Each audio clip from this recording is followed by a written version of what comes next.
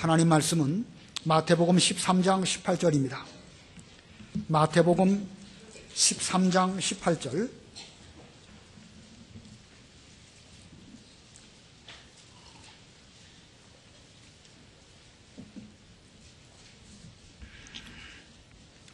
그러므로 너희는 씨 뿌리는 자의 비유가 무슨 뜻인지 들어보아라. 누구든지 그 나라의 말씀을 듣고 깨닫지 못하면 악한 자가 와서 그 마음에 뿌려진 것을 빼앗아 간다. 이러한 자는 길가에 뿌려진 자이다. 돌밭에 뿌려진 씨앗은 이런 자이니 말씀을 들을 때에 그것을 즉시 기쁘게 받아들이지만 그 속에 뿌리가 없어서 잠깐밖에 살지 못하고 그 말씀 때문에 환난이나 박해가 일어나면 즉시 걸려 넘어지는 자이다. 가시덤불에 뿌려진 씨앗은 이런 자이니 말씀을 들으나 세상의 염려와 재물의 유혹이 그 말씀을 억눌러서 열매를 맺지 못하는 자이다. 좋은 땅에 뿌려진 씨앗은 이러한 자이니 그는 말씀을 듣고 깨달아 열매를 맺는데 어떤 이는 100배, 어떤 이는 60배, 어떤 이는 30배를 맺는다. 거기까지 봉독하겠습니다. 우리가 지난 시간에는 들을 귀 있는 자는 들어라 하는 말씀으로 배웠는데 오늘 본문의 내용은 이 들을 귀를 갖고 있는 사람이라 할지라도 계속해서 그 들을 귀를 사용하여 점점 더 신앙으로 진보해야 될 것을 말씀하고 있습니다. 들을 귀를 갖고 있는 사람은 그 들을 귀를 사용하여서 계속 들으려고 노력할 때에 천국 비밀이 점점 더 풍성해지는 쪽으로 나아가게 됩니다. 그래서 이 들을 귀를 가진 자가 어떤 일을 해야 될 것인가? 점점 더 풍성한 천국 비밀을 소유하기 위해서는 어떤 노력을 해야 될 것이냐 하는 면에서 오늘 제목은 들을 귀 있는 자가 해야 할 일, 들을 귀 있는 자가 해야 할 일이라는 제목입니다. 예수님께서 큰 무리에게 말씀하실 때에 비유로 말씀하셨고 들을 귀 있는 자들은 그 말씀을 잘 알아듣도록 하셨습니다. 이것은 그 당시에 예수님 말씀을 여러 사람들이 들었지만 그 중에는 들을 만한 귀를 가지고 있는 사람도 있었고 그렇지 않은 사람도 있음을 염두에 두시고 이 13장에 있어서 씨 뿌리는 비유로 이 듣는 자의 마음 상태를 말씀하셨습니다. 자, 이 천국에 관한 비유 잘 들으라는 뜻으로 들을 귀 있는 자는 들어라 말씀하셨는데 특별히 이 마태복음 바로 앞부분에 11장, 12장 이 부분을 보면 예수님 말씀에 대해서 도무지 들을 귀가 없는 그런 사람들이 있었습니다. 그들은 바로 바리새인들과 서기관들입니다. 자, 그러면 어찌해서 그들은 이 서기관들 바리새인들이 들을 귀가 없었을까? 그들은 왜 없었을까? 원리적으로 말한다고 하면 세 가지 원리를 말할 수 있겠는데 첫 번째는 예수님을 믿지 않기 때문에 그렇습니다. 사람과 사람 사이에도 상대방을 믿지 않는다고 하면 계속 의심할 수밖에 없고 그 말이 내 마음에 와 닿질 않습니다. 심지어 천국 비밀, 신령한 도리를 말씀해 주시는 예수님의 말씀에 대해서 믿지 않는다고 하면 심지어 예수님이 오셔가지고 말씀해 주신다고 할지라도 그들은 도무지 믿지를 못한 것입니다. 그만큼 믿는 것이 중요합니다. 그리고 두 번째는 자기 속의 죄를 회개하지 않기 때문에 그렇습니다. 이 서기관 바리새인들 마음속에는 죄가 있는데 그 죄가 죄인지도 모르고 그냥 가지고 있습니다. 그냥 가지고 있다 보니까 예수님 말씀을 들을 때에도 다른 사람들은 그 말씀의 은혜를 받는데 자기들은 도무지 듣지를 못하고 비방이나 하고 원망이나 하는 이런 가운데 있었습니다. 이 죄를 회개하지 않는다는 것이 그만큼 무서운 것입니다. 서기관들과 바리새인들의 죄와 다를 바가 없습니다. 그다음에 세 번째로는 노력하지 않기 때문에 그렇습니다. 인간적으로 잘 안 들려지는 경우도 있죠. 그래도 계속 노력하고 들으려고 힘을 쓴다고 하면 때가 되면 잘 들어질 때가 올 것입니다. 자, 세 가지 믿지 않고 회개하지 않고 노력하지 않았기 때문에 그들은 들을 귀를 가지고 있지 못했습니다. 이 예수님 당시에 서기관 바리새인들은 예수님을 믿는 것은 고사하고 심지어 예수님을 바알세불을 힘입어서 어떤 능력을 행하신다 이렇게 비난했습니다. 12장에 그런 말씀이 있는데 마태복음 12장 23, 24 읽어보세요. 마태복음 12장 23절. 그러자 모든 무리들이 놀라며 말하기를 이분이 다윗의 자손이 아닌가 하였으나 바리새인들이 듣고서 말하였다. 이 사람이 악령의 우두머리인 바알세불의 힘을 입지 않고서는 악령들을 쫓아낼 수 없다. 예, 예수님의 능력을 보고 사람들은 이분이 다윗의 자손이 아닌가? 다윗의 자손이라는 말은 그리스도를 가리키는 대명사입니다. 이분이 바로 그리스도가 아니신가? 이렇게 사람들은 말했지만 이 바리새인들은 이 예수라는 사람이 이런 능력을 행하는 것은 바알세불이라고 하는 귀신의 왕의 능력을 힘입어서 이런 일을 행한다 라면서 예수님을 비방했습니다. 그들은 전혀 믿음하고는 상관이 없죠. 같은 능력, 같은 사건을 보았음에도 불구하고 그들은 믿으려고 하지 아니하고 오히려 비방하는 이런 죄를 저질렀습니다. 그들은 그들 마음속에 예수님에 대해서 미워하고 시기하는 그런 죄가 있었습니다. 그러니까 들을 귀가 없는 것이죠. 마음속에 죄가 있으니까 들려지지가 않은 것입니다. 마태복음 11장을 좀 보겠습니다. 마태복음 11장 15절로 19절까지 읽어보세요. 마태복음 11장 15절 귀 있는 자는 들어라. 이 세대를 무엇에 비유하겠느냐. 이 세대는 마치 아이들이 장터에 앉아서 다른 아이들을 부르며 말하기를 우리가 너희를 위하여 피리를 불어도 너희는 춤추지 않았고 우리가 애곡하여도 너희는 울지 않았다 함과 같다. 요한이 와서 먹지도 않고 마시지도 않자 그들이 말하기를 그가 악령 들렸다 하더니 인자는 와서 먹기도 하고 마시기도 하므로 그들이 보아라 탐식가요 술꾼이며 세리들과 죄인들의 친구다라고 말한다. 그러나 지혜는 그 행한 일들로 옳다고 입증된다. 예, 예수님께서 세례 요한에 대해서 칭찬해 주셨습니다. 세례 요한 때부터 지금까지 천국을 침노를 당하나니 침노하는 자는 빼앗느니라. 이런 귀중한 진리를 말씀하시고 또 같은 말씀으로 들을 귀 있는 자는 들어라. 여기 11장 15절에도 그렇게 말씀하셨습니다. 그리고 또 이어서 그 세대가 얼마나 들을 귀가 없는지를 비유로 말씀하셨습니다. 아이들이 장터에 앉아서 피리를 불면 기쁜 피리를 불면 함께 춤을 추어야 서로 감동에 통하는 것이고 또 그 애곡을 하면 같이 슬퍼하여야 이게 서로 통하는 것인데 이 세대가 예수님이 오셔가지고 기쁨을 말씀하셔도 듣지 않고 회개할 죄를 말씀하셔도 가슴을 치는 회개가 없는 그 세대를 주님께서 이렇게 안타까워하셨습니다. 그러시면서 말씀하시기를 저들은 예수님이 오셔가지고 잡수시며 함께 즐기실 때에 보아라 탐식가이고 술꾼이며 세리들과 죄인들의 친구이다 라고 하면서 예수님에 대해서 이렇게 미운 마음을 가지고 시기하는 마음을 가지고 예수님을 비방했습니다. 자, 그들의 마음속에 얼마나 심각한 죄가 있는지 알 수가 있죠. 바리새인들, 서기관들의 마음속에 시기하고 미워하는 그런 죄가 들어가 있으니까 예수님이 무슨 말씀을 해주셔도 천국 비밀을 말씀해 주셔도 그들은 듣지를 못했습니다. 듣지 못하는 저들에게 대해서 주께서 뭐라고 말씀하시는가? 죄를 어떻게 해야 된다고 말씀하셨을까? 죄를 회개해야 된다고 말씀하십니다. 그 마태복음 11장 20절 바로 그 다음입니다. 읽어보세요. 11장 20절 11장 20절 그때에 예수께서 자신이 권능을 가장 많이 행한 성읍들이 회개하지 않으므로 그들을 꾸짖기 시작하셨다. 예, 회개하지 않으니까 주님께서 책망하셔서 꾸짖으셨습니다. 자, 죄가 있으면 회개하면 들을 기가 있습니다. 책망을 잘 받으면 됩니다. 그러나 끝까지 회개하지 않고 책망받지 않고 그냥 그대로 나아가면 본문에 나와 있는 서기관 바리새인들과 다를 바가 없습니다. 이와 같이 우리도 들을 길을 얻으려고 한다면 먼저 예수님을 믿고 그 다음에는 죄를 회개하고 그리고 계속해서 들으려는 노력을 할 때에 우리에게도 들을 귀가 얻어지게 되는 것입니다. 자, 이렇게 이 11장과 12장 이와 같은 분위기 속에서 예수님께서는 이제 13장에 이르러서 들을 귀 있는 자는 들어라 하시면서 씨 뿌리는 비유로 말씀하셨습니다. 오늘 18절부터 23절의 말씀까지 이 들을 귀 있는 제자들에게 앞으로 어떻게 노력을 하여야 그들의 천국 비밀이 더욱더 풍성하게 될 것인가, 어떻게 많은 열매를 맺을 수 있을지를 말씀하셨습니다.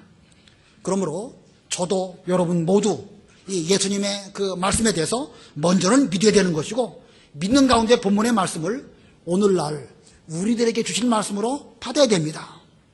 저를 믿으라는 말씀이 아니고 부족하지만 제가 이 말씀을 여러분에게 전해드릴 때에 여러분께서는 예수님께서 여러분에게 주시는 말씀으로 잘 믿고 받아들이시는 그런 여러분들이 되셔야 될 것입니다.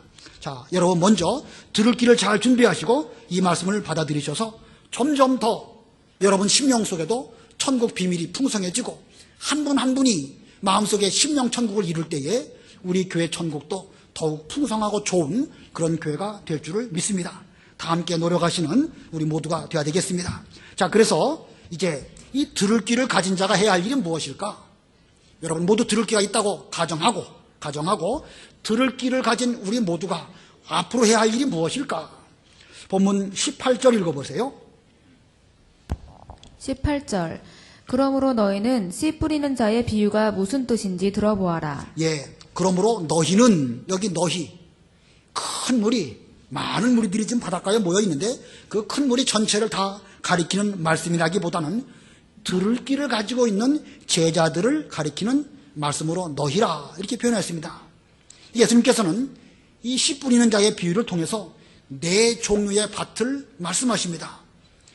이 네 종류의 밭은 네 종류의 마음 상태를 비유하는 말씀이고 그 말씀을 듣고 받아들이는 마음 상태가 어떠한지를 두고 네 가지로 말씀하셨습니다. 자, 그런데 이 네 종류가 다 각각 따로따로 있다기보다는 하나님 말씀을 들은 이후에 어느 한 단계에서 다음 단계로 또 그 다음 단계로 넘어가는 것으로 해석할 수도 있을 것입니다. 다시 말하면 길가, 돌밭, 가시덤불, 좋은 땅 네 종류로 말씀하였는데 이 네 종류를 각각으로 따로따로 해석할 수도 있는데 이 시간 이 말씀을 해석할 때에는 길가에서 돌밭으로, 돌밭에서 가시덤불로, 가시덤불에서 좋은 땅으로 이렇게 그 단계별로 넘어가는 것으로 해석을 하려고 하고 또 좋은 땅도 30배짜리도 있고 60배짜리도 있고 100배짜리도 있는 것입니다.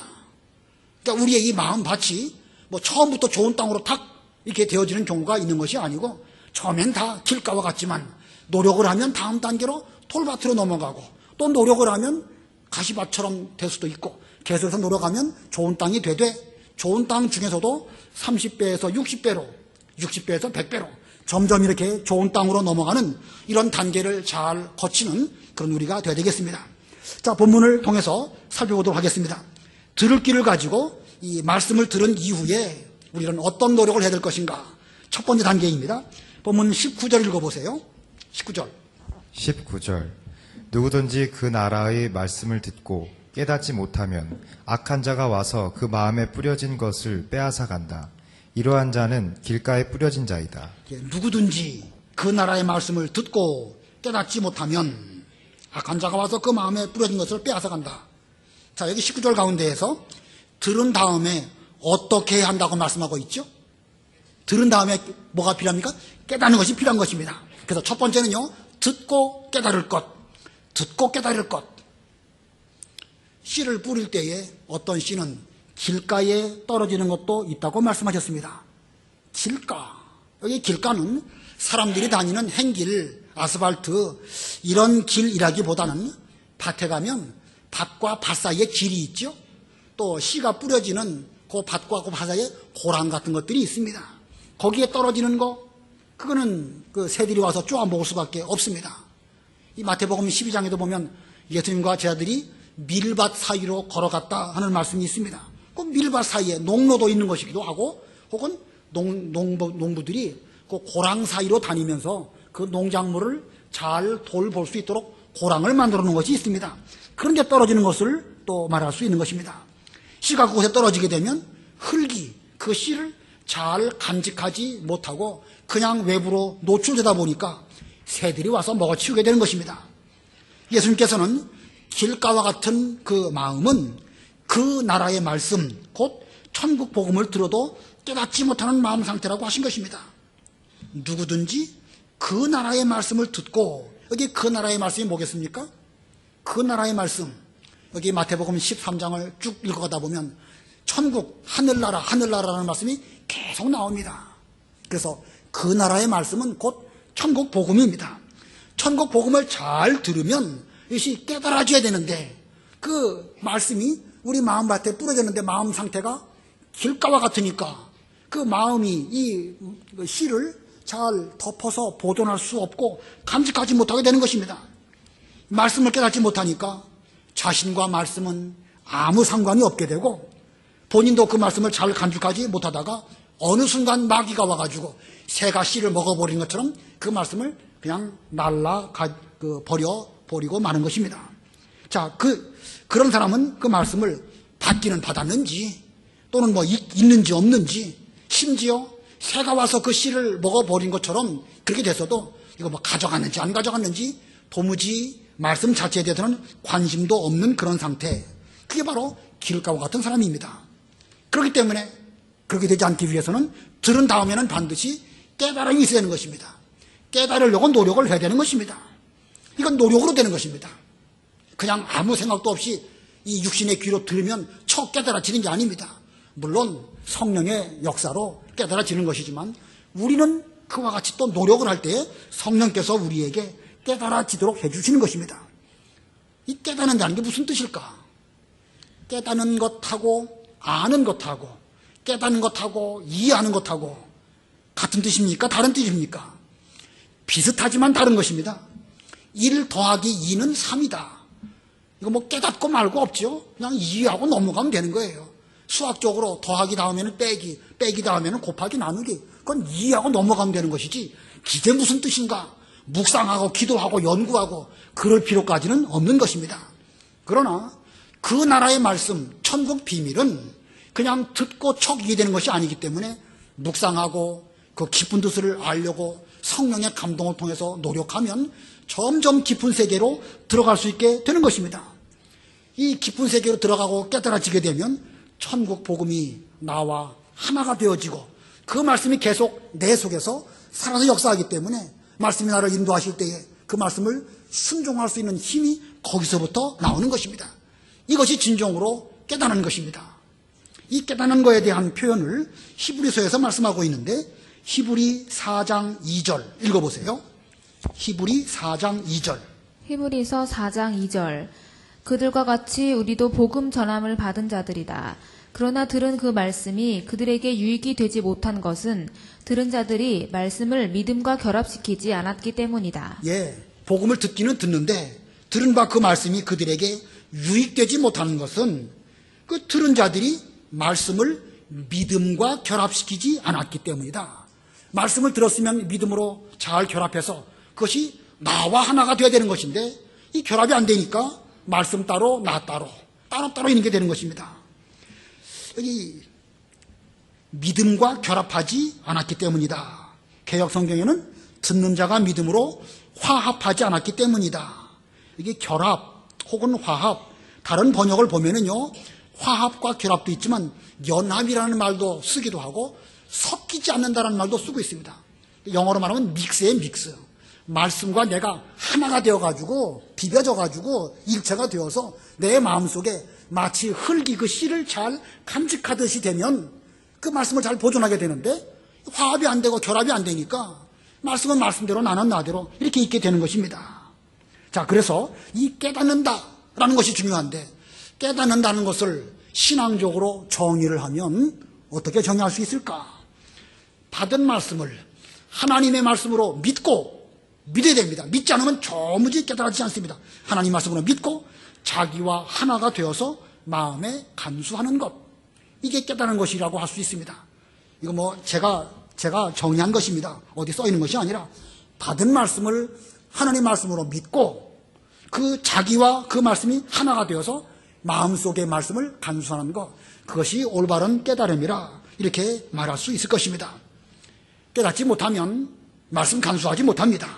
결국 마귀가 와서 빼앗아 버리고 말 것입니다. 여러분들도 어느 시점에 어떤 귀중한 말이 다 깨달아지게 되면 평생 그 말이 자기 마음속에 간수되어지지요. 하나님 말씀은 더더군다나 그렇습니다. 말씀을 들을 때에 그 말씀이 깨달아진다고 하면 일평생 그 말씀이 자기 마음속에 남아있고 그 말씀이 필요할 때마다 생각나서 올바른 길로 우리를 인도할 것입니다. 이만큼 깨닫는 것이 중요합니다. 그러므로 우리는 이 들은 바 하나님의 말씀, 천국 복음이 내 마음속에 잘 간수되고 있는지 우리 모두는 자신의 마음 상태를 살펴봐야 됩니다. 만약에 지금 내 마음 상태가 길가와 같은 상태가 되어져 있다. 여간 심각한 상태가 아닙니다. 그러려면 그 마음 상태가 그렇다고 하면 그 마음을 기경해야 됩니다. 갈아엎어야 되는 거예요. 쟁기질을 하든지 호미질을 하든지 갈아엎어가지고 부들부들한 마음 상태가 되도록 노력해야 되는 것입니다. 만약에 여러분 상태가 그런지 안 그런지 좀 심각하게 돌아보시면서 만약에 그렇다고 하면 좀 방법을 써야 됩니다. 뭐 금식을 하신다든지 기도원에 가신다든지 좀 작정해놓고 기도를 전적으로 하신다든지 그렇게 해가지고 자기 마음을 좀 기경해야 됩니다. 사람 마음은요 그냥 놔두면 딱딱해진 길가처럼 될 수밖에 없습니다. 겨울 지나고 봄 되면 아무리 좋은 옥토였어도 벌써 땅이 굳어지죠. 비 오고 얼고 녹고 그러면 결국 그게 계속 땅땅해지게 되는 것입니다. 우리들의 마음도 그냥 그대로 뒀다가는 그와 같이 될 수밖에 없는 줄 아시고 우리의 굳어지고 딱딱한 마음 기경하고 좋은 땅이 되도록 노력하는 그런 우리가 되어야 되겠습니다. 자, 두 번째로 듣고 깨달은 다음에는 어떤 단계로 넘어가야 될 것인가? 이 길가와 같이 딱딱해진 마음을 기경해서 부드러운 마음이 되기는 했는데 그 속에 보면 여전히 딱딱한 것이 있거든요. 여전히 돌 같은 것이 그 안에 있을 수 있습니다. 그게 돌밭입니다. 이 돌밭에 씨가 떨어진다고 하면 일시 동안 그 씨를 잘 간직해서 싹이 나오기는 하지만 해가 뜨게 되면 뿌리를 깊이 내리지 못하기 때문에 결국은 다 죽고 말게 될 것입니다. 이 예수님께서는 돌밭과 같은 그 마음 상태, 이 돌밭과 같은 마음 상태는 말씀을 들을 때에는 이 말씀은 천국 복음이구나 기쁜 마음으로 잘 깨닫지만 그래서 얼마 동안 말씀을 간수를 하기는 하지만 얼마 있다가 환난과 핍박이 오게 되면 거기에 걸려서 넘어져서 더 이상 열매를 맺지 못하는 상태, 그것을 여기 이 돌밭이라고 비유하여 말씀하셨습니다. 본문 20절과 21절 읽어보세요. 20절 돌밭에 뿌려진 씨앗은 이런 자이니 말씀을 들을 때에 그것을 즉시 기쁘게 받아들이지만 그 속에 뿌리가 없어서 잠깐밖에 살지 못하고 그 말씀 때문에 환난이나 박해가 일어나면 즉시 걸려 넘어지는 자이다. 예, 그 마음속에 돌덩어리가 있으니까 뿌리를 깊이 내리지 못하고 환난과 박해가 오면 깊은 뿌리가 있으면 뿌리 깊은 나무는 얼마든지 그걸 이길 수 있죠. 근데 뿌리가 깊지 못하니까 환난과 박해에 걸려 넘어지는 것입니다. 그래서 처음에 듣고 깨달은 다음에 두 번째 단계는 환난과 박해에 걸려 넘어지지 않을 것입니다. 첫 번째는 듣고 깨닫는 것이고 두 번째는 걸려 넘어지지 않는 것입니다. 환난과 박해에 걸려 넘어지지 않을 것. 환난과 박해까지 하면 좋은데 길으니까 걸려 넘어지지 않을 것. 하나님 말씀이 우리 마음밭에 뿌려지게 되면 그 말씀을 믿어서 이제 나와 화합이 되어서 하나가 되었다 할지라도 앞으로는 필연적으로 환난과 박해가 올 수밖에 없습니다. 자, 아무런 환난 박해가 없다. 그런 경우는 없습니다. 봄에 씨를 뿌리고 이제 결실할 가을 때까지 가다 보면 여러 과정들을 겪는 것처럼 우리 예수 믿는 성도들이 말씀을 잘 받고 깨달아서 기쁨으로 말씀을 간수한 다음에는 이제 결실할 때까지 환난과 박해가 오게 되어 있는데 그때를 잘 넘게 되는 것입니다. 자, 이 환난과 박해를 이겨야 되는데 만일 마음속에 돌덩어리 같은 것들 그거 있다면 그것들 때문에 말씀은 힘을 쓰지 못하게 되는 것이고 그냥 시들어버리고 말 것입니다. 단지 듣고 깨달아서 기뻤다, 은혜 받았다, 좋았다 라는 것뿐이지 더 이상 그 말씀은 나에게는 아무런 영향을 미치지 못하게 되는 것입니다. 그러므로 우리가 그렇게 되지 않도록 하기 위해서는 우리 마음속에 있는 돌덩어리들을 골라내서 우리의 뿌리를 깊게 내려서 환난과 박해를 이길 수 있도록 그런 힘 있는 성도가 되어야 됩니다. 자, 어떻게 그 마음속에 있는 돌덩어리들을 이길 수 있을까? 마음속에 돌덩어리를 골라내든지 아니면 깨부수든지 아니면 이 말씀의 뿌리를 가지고 깊게 뿌리를 내려서 돌 틈 사이로라도 내려가면 얼마든지 할 수 있습니다. 돌덩어리가 있고 씨앗이 있다. 여기 뭐 돌덩어리가 하나 큰 게 있고 눈에 보이지 않는 작은 씨앗이 있다. 이건 이렇게 큽니다. 돌덩어리가 강할까요? 씨앗이 강할까요? 돌덩어리가 강합니까? 씨앗이 강합니까? 겉으로 보기에는 돌덩어리가 강하지만 그 씨앗에게는 생명력이 있기 때문에 그 돌덩어리의 그 힘을 얼마든지 이기고 나아갈 수가 있습니다. 생명력이 그만큼 강한 것입니다. 이 씨앗에게 있는 생명력으로 뿌리를 깊게 그 바위 틈 사이로라도 내린다고 하면 얼마든지 비집고 들어갈 수가 있고, 그 이후에 환난과 박해가 온다 할지라도 그걸 이길 수 있는 힘이 거기서 나오는 것입니다. 자, 우리의 현실 속에서 이 아무리 돌을 골라낸다고 하더라도 그 돌은 여전히 또 있을 수밖에 없습니다. 환난과 박해는 끊임없이 우리에게 올 수밖에 없습니다. 그러나 뿌리를 깊이 내린 그런 사람은 아무리 돌덩어리 있어도 문제없고, 또 아무리 환난과 박해가 온다 할지라도 그것을 견뎌낼 수 있는 것입니다. 어쩌면 우리는 환난과 박해가 있기 때문에 더욱 뿌리를 깊게 내리고, 그래서 신앙적으로 더 튼튼해지는 이런 성도가 될 수가 있는 것입니다. 환난과 박해가 오는데도 올 테면 와라, 나는 이런 정도만 믿고 말 것이다, 이렇게 한다고 하면 그 사람은 일평생 늘 그 수준 가운데 머물 수밖에 없습니다. 오래 믿기는 믿어가지고 많이 들었고 많이 깨닫긴 했습니다마는 환난과 박해가 올 때마다 그냥 그 자리에 주저앉는 그 사람은요, 내내 그 자리입니다. 어디서 넘어지는 경우가 있으면 내내 넘어지는 그 자리에서 항상 넘어집니다. 거기를 좀 돌파하고 앞으로 나아가야 되는데, 그 환난과 박해가 올 때마다 나는 그냥 이렇게 믿으련다, 이렇게 생각하고 더 이상 노력하지 않으면 내내 넘어지는 그 자리에서 넘어질 수밖에 없다는 것입니다. 내일이 설이지요. 설 때마다 환난과 박해를 당하시는 분들 사실 정말 힘들고 어렵습니다. 그래도요, 이때 그 우리에게 주신 말씀을 붙잡고 힘쓰면 이길 수 있습니다.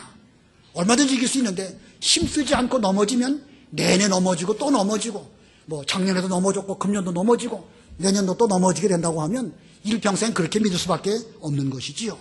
그러나 우리에게 주신 하나님의 말씀은 얼마든지 그 돌덩어리들도 비집고 들어가서 뿌리를 내릴 수 있는 그런 능력 있는 그런 말씀입니다. 베드로전서에 우리에게 있는 이 말씀은 영원토록 있는 하나님의 말씀이라고 했습니다. 베드로전서 1장 23절로 25절 읽어보세요.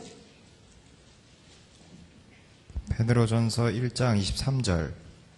너희가 거듭난 것은 썩어질 씨로 된 것이 아니라 썩지 않을 씨로 된 것이니 곧 하나님의 살아있고 항상 있는 말씀으로 된 것이다. 그러므로 모든 육체는 풀과 같고 그의 모든 영광은 풀의 꽃과 같으니 풀은 마르고 꽃은 떨어지나 주님의 말씀은 영원토록 있다. 라고 하였으니 이것이 바로 너희에게 선포된 말씀이다. 예, 이것이 바로 너희에게 선포된 말씀이다. 이 말씀이 곧 우리들에게 선포된 하나님의 말씀이다. 근데 그 하나님의 말씀인 그 말씀은 하나님의 살아있고 항상 있는 말씀이라고 그랬습니다. 23절 가운데 그랬죠? 하나님의 살아있고 항상 있는 말씀. 그래서 세상의 씨나 세상의 것들은 풀의 꽃과 같아가지고 풀은 마르고 꽃은 떨어지는 이런 가운데 있을지라도 우리에게 선포된 하나님의 말씀은 항상 있고 살아있기 때문에 영원토록 있는 말씀입니다. 그 말씀을 우리가 힘입고 산다고 하면 감당치 못할 시험이 하나도 없습니다. 환난과 핍박이 와도 우리의 신앙의 뿌리를 깊게 내리기만 한다고 하면 얼마든지 바람이 불어도 든든하게 서 있는 이런 그 하나님의 그 식물들이 다 될 수가 있는 것입니다. 그러므로 환난과 핍박 여러 가지 것들이 있다 할지라도 거기에 걸려 넘어지시지 말고 하나님의 살아있고 영원토록 있는 말씀, 그 말씀을 힘입고 이번에는 좀 이기시는 여러분들이 되시기 바랍니다. 그 말씀을 힘입으면 넉넉하게 이깁니다. 넘어지지 않는 그런 우리가 되어야 되겠고, 자, 환난과 박해에 넘어지지 않는다고 하면 또 그 다음 단계로 넘어가야 되겠죠? 그 다음 단계, 세 번째 단계는 무엇일까? 22절 읽어보세요. 22절.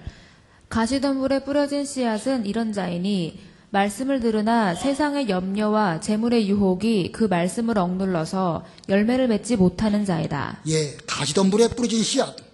이 말씀을 들을 때에 참 듣고 깨달았습니다. 또 뿌리를 깊게 내렸기 때문에 환난과 박해가 와도 거기에 걸려 넘어지지 않았습니다. 그리고 싹이 나서 좀 올라가는데 얼마만큼 올라가다 보니까 그 위에 가시덤불이 울창하게 있어가지고 그 가시덤불이 짓누르니까 더 이상 자라날 수도 없고 성장할 수 없는 그런 상태, 그게 바로 가시덤불 밭과 같은 그런 상태입니다. 무성한 가시덤불이 그 위에 있으니까 그늘이 져가지고 아예 자라나기도 어렵고 충분히 자라나 알곡을 맺혀야 되겠는데 알곡은 고사하고 쭉정이밖에 맺히지 못하는 그런 상태입니다. 만약에 이 가시덤불에 짓눌려가지고 그걸 극복하지 못한다고 하면 결국 내내 그 상태로 있다가 고사하고 말 것입니다. 고사라는 것은 말라 죽는다는 말이죠. 자, 그렇게 고사당할 그런 상황을 만났다고 하면 그때 어떻게 해야 되겠죠? 가시덤불이 내리고 있다. 짓누르고 있다. 곧 이 상태로 있다고 하면 고사당할 것인데 어떻게 해야 되겠습니까? 가시덤불을 뚫고 위로 올라가야 되는 것입니다. 올라가면, 극복하면, 그 위에 올라가면 더 이상 그것들이 방해하지 못합니다. 그래서 22절에 있는 그 말씀에 이 가시덤불은 뭐라고 말씀하셨는가? 세상의 염려와 재물의 유혹, 그것들이 그 말씀을 억눌러서 열매를 맺지 못하게 한다. 세상의 염려와 재물의 유혹, 이거 극복해야 됩니다. 이거 극복하면 그 뒤로 쭉 올라가는 것이지만 그걸 극복하지 못하고 내내 그 아래 머물러 있다고 하면 그 사람은 열매를 맺지 못하는 이런 가운데 있게 될 것입니다. 그래서 세 번째 단계는요, 이 염려와 유혹을 극복할 것입니다. 염려와 유혹을 극복할 것. 자, 듣고 깨달은 다음에 환난과 박해에 걸려 넘어지지 않은 다음에는 반드시 이 염려와 유혹을 극복하고 위로 올라가는 이런 우리들이 되어야 됩니다. 이 세상의 염려, 재물의 유혹, 이건 뭘 가르치는 것일까? 쉽게 말하면 먹고 사는 문제입니다. 또 돈 문제이죠. 돈 문제, 먹고 사는 문제, 이거 극복하지 못하면 더 이상 신앙적으로 진보하지 못합니다. 우리가 앞부분에서 환난과 박해, 돌밭의 경우 환난과 박해를 말씀하셨고 세 번째로는 가시덤불, 곧 염려와 유혹의 문제를 말씀하셨습니다. 여러분 생각하시기에 어느 것이 더 어려울까요? 환난과 박해가 어려울까요? 이 유혹과 염려가 더 어려울까요? 다 어렵죠. 사실 다 어렵습니다. 어느 거 하나 쉬운 것이 없습니다. 오래 살지는 못했지만 그래도 지금까지 살아본 그 경험해 보니까 환난과 박해보다 이 염려와 유혹이, 즉 먹고 사는 문제가 훨씬 더 어려운 것이 아닐까 생각이 듭니다. 환난과 박해는 한번 넘어가면 되는데 이 먹고 사는 문제, 이 돈 문제, 생활 문제, 이건 참 일생 힘든 것입니다. 자, 그런데 그 먹고 사는 문제를 어떻게 통과해야 될 것이냐? 그걸 초월해가지고 어떤 높은 신앙의 차원으로 쑥 올라가게 되면 그 이길 수 있습니다. 바로 극복이지요, 극복. 이 가시덤불을 극복하고 위로 올라서서 보면 먹고 사는 것이 그렇게 대단한 것도 아닙니다. 여러분들 한번 오늘날까지 살아오시면서 여러분의 과거 어떠셨는가? 옛날에 먹고 살기 어려웠었지요? 지금은 어떻습니까? 지금은 먹고 살기가 쉽습니까? 마찬가지예요. 그러고 보면은요, 옛날이나 지금이나 돈이 많을 때나 적을 때나 먹고 사는 문제는 항상 우리가 안고 살아야 할 그런 문제인 것입니다. 늘 그 문제는 우리를 힘들게 하고 어렵게 합니다. 그런데 지금 우리가 이 먹고 사는 문제 때문에 늘 거기에 매몰되어 있다고 하면 그건 우리의 신앙이 진보하지 못하는 것입니다. 적게 거둔 자도 남는 것이 없고 모자라지 않았고 많이 거둔 자도 또 남지 않았다고 그랬습니다. 그러고 보면 우리가 사는 것은 많이 거두든지 적게 거두든지 거기에 있는 것이 아닙니다. 사람이 사는 것은 떡으로만 사는 것이 아니라 하나님의 입으로부터 나오는 모든 말씀으로 산다고 주께서 말씀하셨고, 광야 백성들이 있었을 때 주님께서 오병이어를 통하여 그들을 넉넉하게 배불리 먹여주시고 12바구니가 남는 이런 은혜를 베풀어 주셨습니다. 이스라엘 백성들이 광야에서는 만나를 먹었고 예수님께서는 광야에서 오병이어로 저들을 먹여주셨습니다. 그렇기 때문에 우리는 더 이상 세상 염려, 재리의 유혹 그 앞에 벌벌 떨지 말고 좀 한번 뛰어넘어서 극복해서 위로 쭉 올라가는 이런 우리가 되어야 됩니다. 한 번 경험이 중요해요. 먹고 사는 게 나를 죽고 살게 하는 게 아니다. 나를 죽고 살게 하는 것은 하나님 말씀이다. 이런 그 깨달음을 가지고 힘을 써서 극복하고 위로 올라가면 그런 것들이 다 밑으로 내려다 보입니다. 아, 뭘 먹든지 먹는 것이 중요한 것이 아니구나. 입으로 넘어가는 것이 중요한 것이 아니구나. 라면을 먹든지 쌀밥을 먹든지 그게 중요한 것이 아니구나. 내가 사는 것은 하나님 말씀으로 사는 것이다. 이거 한번 깨닫고 나면 걱정할 것이 없습니다. 출애굽기를 보든지 민수기를 보든지 이 이스라엘 백성들이 광야를 지나갔지만 그 광야 가운데 굶어 죽은 사람이 있단 말 한마디도 없습니다. 뭐 목말라 죽었다 그런 말도 성경에 없습니다. 말씀을 순종하지 못했기 때문에 그들이 다 광야에서 쓰러졌던 것뿐입니다. 우리가 살아가는 이 광야, 우리는 신앙적으로 좀 높은 차원으로 올라가야 됩니다. 염려와 유혹, 그것들을 극복하고 쭉 위로 올라가서 극복하시는 여러분들이 다 되시길 바랍니다. 자, 마지막으로 듣고 깨닫고 그다음에 환난과 핍박에 넘어지지 않고 그리고 뛰어넘어 극복한 다음에 세 번째는 무엇일까? 본문 23절입니다. 우리 다 같이 읽겠습니다.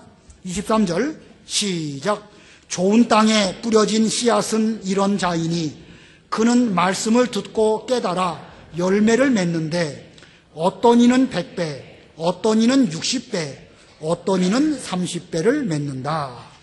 여기 좋은 땅에 뿌려진 씨앗은 이런 자이니 하시면서 그 결과로 어떤 사람은 100배, 또 어떤 사람은 60배, 어떤 사람은 30배를 맺는다.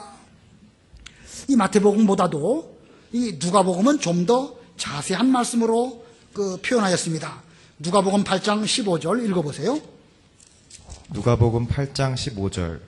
그러나 좋은 땅에 떨어진 것들은 바르고 착한 마음으로 말씀을 듣고 잘 간직하여 인내로 열매 맺는 자들을 뜻한다. 예, 여기 좋은 땅에 대해서 바르고 착한 마음으로 말씀을 듣는 게 중요한 거예요. 좋은 땅은 듣고 그 다음에 뭐라고 그랬죠? 잘 어떻게 하여? 간직하여. 아까 간직하는 게 중요하다고 그랬지 않습니까? 돌덩어리가 있으면 뿌리를 내리지 못했기 때문에 말씀 간직이 안 됩니다. 또 재리의 유혹, 세상 염려 뛰어넘지 못하면 결국 고사당하고 맙니다. 말씀이 간직이 안 되는 거예요. 잘 간직하는 것이 중요하고 그 다음에는 인내로 열매를 맺는 것입니다.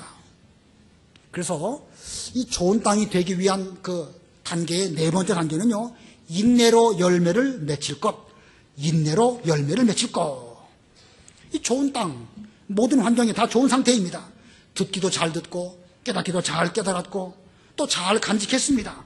환난과 박해가 와도 걸려 넘어지지 않았고 염려와 유혹도 잘 극복했습니다. 더 이상 다른 것들이 방해하는 것이 없습니다. 그러나 그렇다고 해서 모든 것이 끝난 것이 아닙니다. 그 이후에는 잘 참고 인내해야 되는 것입니다. 마지막에 얼마나 인내하느냐에 따라 가지고 그 결실의 그 차이는 상당히 많은 차이가 있습니다. 어떤 것은 100배, 어떤 것은 30배. 몇 배 차이가 나는 것이죠? 거의 3배입니다. 농산물을 수확을 하는데 3배나 차이가 난다? 이거 뭐 어마어마한 차이예요. 그러므로 좋은 땅이라고 해서 다 좋은 건 아니에요. 물론 기본적으로 다 좋습니다. 좋지만 거기에도 등급이 있어요. 등급이. 그러니까 우리는 필연적으로 100배가 되도록 노력을 해야 되는 것이지 한 30배만으로도 족합니다. 이렇게 하면 안 되는 겁니다. 1년 농사를 잘 짓고 이제 추수를 앞둔 9월, 10월 추수하기 전에 들판에 있는 벼들을 한번 생각해 보시기 바랍니다. 봄 씨 뿌려졌고 여름에 어려운 과정을 잘 겪어서 거기까지 왔는데 이 가을 햇볕 가운데에서 잘 참고 인내하면 거기에 의해 가지고 그 수확이 우리나라 전체로 놓고 보면 뭐 몇백만 섬이 왔다 갔다 한다고 그러죠? 뭐 몇백만 섬인지 얼마인지 아무튼 상당히 많은 그 결실의 차이가 있음을 우리는 잘 알고 있습니다. 자, 이 마지막에 잘하다가 봄 잘 지나가고 여름 잘 지나갔는데 이 가을 와가지고 인내하지 못해가지고 그 결실이 100배에 뭐 이르지 못하고 60배 되고 혹은 겨우 30배만 되었다. 이거 안타까운 것입니다. 물론 그만해도 감사하지요. 돌밭이나 또 가시밭에 비하면 그만해도 감사하지요. 그러나 우리가 하고 있는 이 신앙의 농사는 이 땅에서 농사를 지으면 영원토록 천국에 보존되어지는 이런 결과를 가져오게 되는 것입니다. 지금 인내를 한 번 하느냐 두 번 하느냐 거기에 따라 가지고 30배에서 60배가 되기도 하고 60배에서 100배가 되기도 하는 것입니다. 그러니 얼마나 인내하는 것이 중요한가. 한 번 쏟아버리면 다시 뒤집을 수 없습니다. 세상 농사는 작년 지나면 금년 농사 새로 지으면 되지만 우리 인생 농사, 우리 신앙생활 한 번밖에 살 수 없는 단 유일무이한 인생이기 때문에 우리는 그걸 생각해 보면서 끝까지 인내해서 반드시 100배의 결실을 맺히는 좋은 땅 다 되시기를 바랍니다. 오늘 제목이 뭐였죠? 들을 귀 있는 자가 해야 할 일. 여러분 모두는 다 들을 귀 있는 거 감사합니다. 믿음 주시고 또 우리의 죄를 회개할 수 있도록 해주신 거 감사합니다. 그러나 거기에만 머무시지 말고 계속해서 수고하고 노력해야 됩니다. 자, 첫 번째는 뭘 해야 됩니까? 듣고 깨달을 거. 두 번째는 걸려 넘어지지 않을 거. 앞에 거 빼버리고. 세 번째는 극복할 거. 쭉 올라서면 됩니다. 가시밭을 올라서면 됩니다. 극복할 거. 네 번째는요, 인내할 것입니다. 예, 인내할 거. 우리 자신을 들을 기가 있는지 잘 돌아보시고, 들을 기가 있다면 현재 나의 신앙의 단계는 어디쯤 있을까 생각해 보시고, 그리고 반드시 진보해서 100배의 결실을 맺으시는 그런 여러분들 다 되시기 바랍니다. 기도하겠습니다.